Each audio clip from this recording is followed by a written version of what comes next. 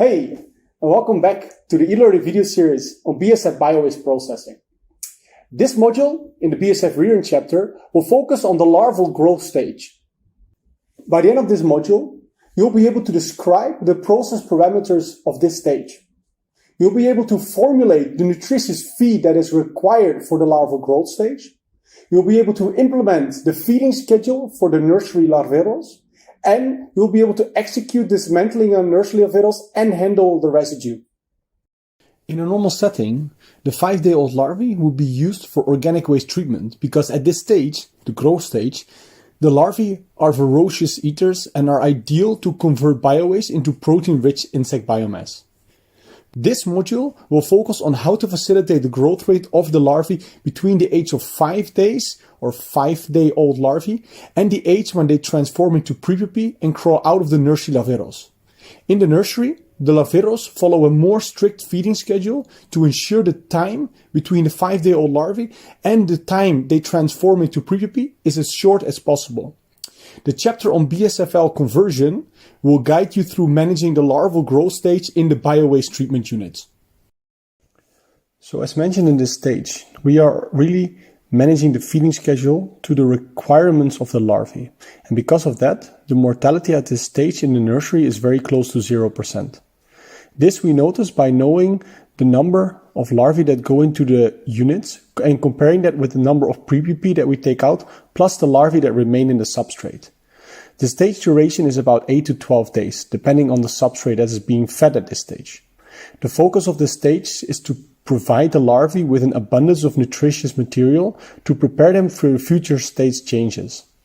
About 8 larvae are covering each cubic centimeter in the nursery larveros, and the expected mass range by the end of the process is about 200 to 250 milligrams per larva before they start transforming into a prepupa.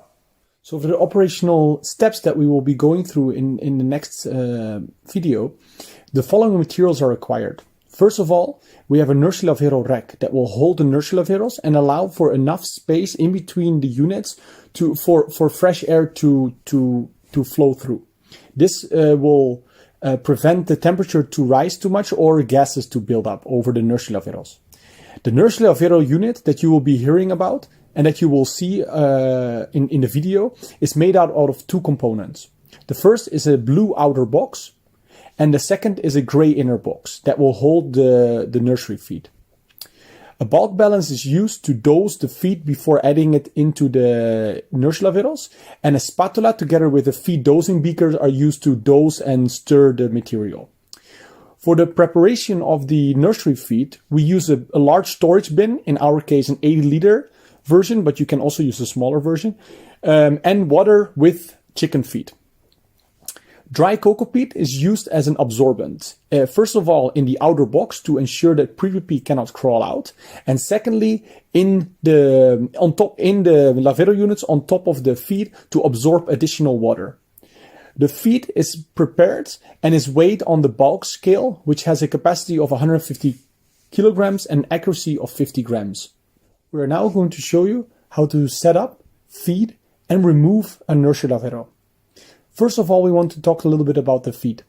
Dry broiler chicken feed seems to be the most readily available nutritious material to ensure fast growth of the larvae, although it is costly. Alternative materials are soy-based materials, dairy-based, and/or grain-based materials. We start the preparation of the nursery feed by preparing 2 kilograms of a selected material. In our case, we mix 30% dry chicken feed and 70% water to make up the 2 kilograms of feed. Make sure that you stir it until there's a homogeneous mixture and no large chunks are left in the material. Now we're going to prepare the nursery larveros. We take a clean nursery larveros, meaning the 2 units, the outer box and the inner box, and add this feed that we prepared to it. We cover this feed with cocoa peat or perhaps wheat bran if cocoa peat is not available. And we then add the 10,005 dole on top of the cocoa peat. We take a clean transfer container and add cocoa peat into the corners and along the edges of the container and place then the nursery larveros into it. The nursery larveros needs to be slightly smaller than the transfer container. make sure you check this before selecting your 2 units that make up the nursery larvae. Place a sticker with the date code and the amount of larvae that have been added onto the nursery larvae. Put the units into the nursery rack. During the 2.5 weeks of operation, or shorter if you have a more nutritious feed, the newly set up nursery larvae will receive mixture of chicken feed and water, in our case, in different concentrations. This mixture is fed on specific days with the time period according to the feeding schedule. After around 2.5 weeks, the nursery larvae is removed and the remaining pre-pupae in the transfer container are harvested. So we have just passed through the operations. Here's a recap of the different steps according to the checklist that we have passed through just now. First, we will remove the old nursery larvae. We remove the material and use some of that for the fly attractant in the loft cage, and we clean the containers. Then we prepare a new nursery larvae. In our case, we set up 2 containers per day. We add 2 kilograms of feed to each of the boxes. We cover them with cocoa peat and we add the larvae.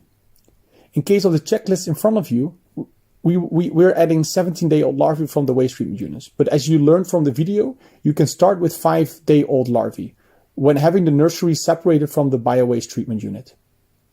We then place the box in the outer box and add the cocoa peat in the outer box. Then we added food in the nursery larvae, which have previously been set up. For this, we use the schedule that you will see in the next slide. We use the feeding schedule that you see in front of you, and for the feeding material, we're using a mixture of chicken feed and water. On the top row, you will see the different heads of the columns with the amounts to be fed. You will notice that most of the columns will indicate a number in kilograms with a percentage of CF, which means an amount of feed in kilograms, of which a percentage is this CF, or chicken feed. Most of the column heads will indicate 2 kilogram, 30% CF, which means 2 kilogram of feed with 30% chicken feed. The other 70% is then water. Further to the right, you'll see that at some point we will be using only 15% chicken feed, and then we'll be using even 0% chicken feed or only water. This is because we have to make sure that the material becomes more wet towards the end so that the pre-pupae can crawl out of the nursery larvae. More on that will be discussed in the next module on the pre-pupae stage. The other rows are filled with date codes, of which the way to read the codes was presented to you in the introduction of this learning course. So in this example, we're starting at 30.1, which means week 30, day 1, which is then Monday of week 30. You will see that it goes down until reaching 7, or Sunday, before the week numbers change into a new week. In this case, week 31. The date codes in the first column mean the day that you have to do the other operations that are listed in this row. So if we take the top row, you will see 30.1, and next to it, you will see another time 30.1 mentioned. This means that on Monday in week 30, you set up a nursery larvae or multiple nursery larvae in case you have a larger scale nursery, which will have the date code of 30.1. If you look at the next code mentioned, it is 29.5. This means that the nursery larvae, which was set up on Friday in week 29, will have to receive 2 kilograms of feed, of which 30% is chicken feed. If we go further, you'll see that the unit that was set up 2 days before that, so in week 20 on Wednesday, or 29.3, will receive again 2 kilograms with 30% chicken feed, as well as the unit on the day before that, and so on. The feeding of older nursery larvae listed on one day will continue until the last date code listed in that last column, where you will dismantle one of the old nursery larvae.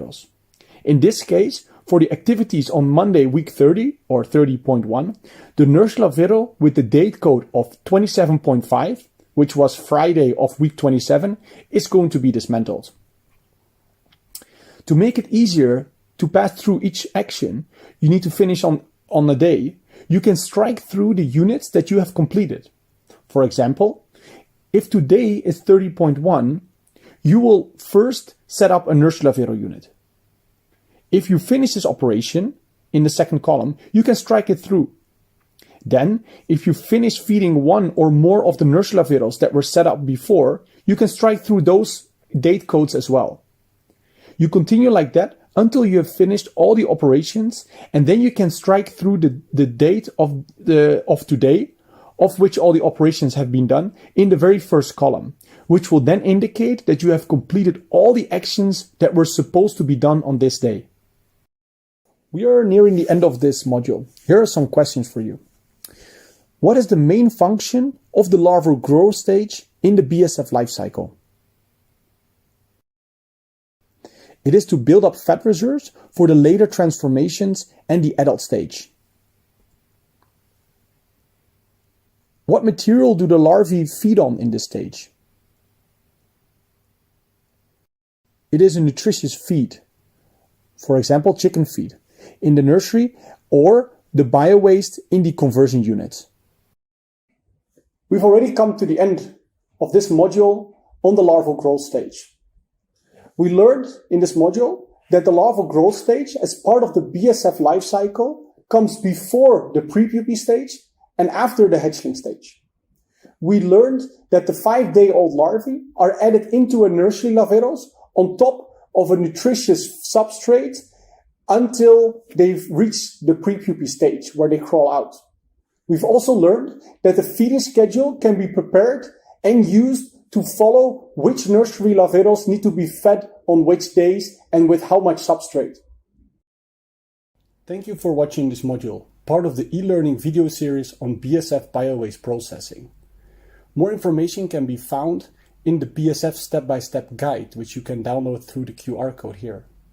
Both of these materials were part of the Forward project by EWAC, in collaboration with the Ministry of Public Works in Indonesia and funded by SECO, the Swiss State Secretariat for Economic Affairs.